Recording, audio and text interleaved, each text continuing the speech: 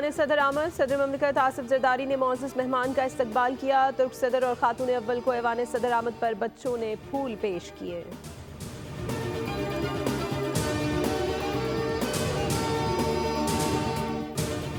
مجھے کسی کا کوئی خط نہیں ملا، اگر کوئی خط ملا تو وزیر اعظم کو بھجوا دوں گا۔ Army chief general Asim Munir کی وزیر اعظم ہاؤس میں ترک صدر کے اعزاز میں دیے گئے ظہرانے میں صحافیوں سے غیر رسمی گفتگو۔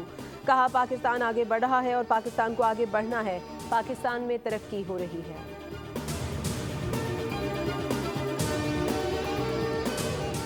پاکستان اور ترکیہ 5 ارب ڈالر کے تجارتی حجم کے ہدف کے لیے پرعزم ہیں۔ ترک صدر نے ہمیشہ فلسطین اور کشمیر کے مسئلے پر آواز اٹھائی ہے۔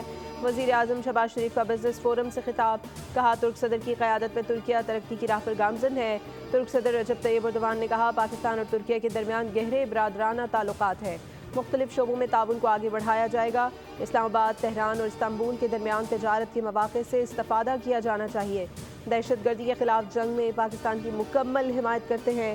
دنیا کے ہر فورم پر پاکستان کے ہمراہ فلسطین کے لیے آواز بلند کی۔ مسئلہ کشمیر کے حل کے لیے پاکستان کی کوششوں کی حمایت کرتے ہیں۔